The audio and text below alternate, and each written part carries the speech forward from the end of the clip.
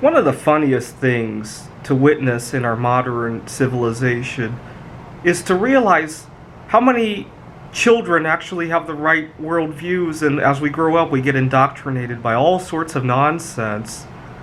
So, for example, I was teaching one of the kids. I work at a tutoring center. I was teaching a kid about American civics, and I was he thought that we needed to have a female president of the United States. And I said, what about somebody who is single or even a sexual minority?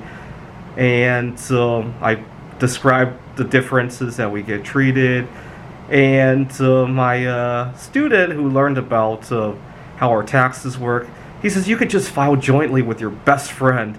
And I agree with that. I wish I could, right? And he said that, why don't you, I mentioned how healthcare works and how my colleague can give his medical care to his spouse, and he thought I should be able to transfer to a friend. And he's right about that. He was like, what if your friend gets COVID and he's out of work? Or maybe he has a job but you don't, because I do tutoring, so COVID might be a slow time. And he actually agreed with that.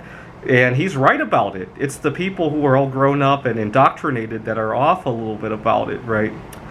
Now, a week from now, I'm hoping to corner the market with bismuth. And I was showing another one of my students some stuff that I made. And he wants me to make one out of gold. And he actually thought bismuth looked more precious than gold. And I told him, because he loves biology. He's 11 years old, I want to say. And I said, well, maybe if you help me find a few million more students, and more importantly, I probably have to live longer, right? So I could save up the money to buy that much gold.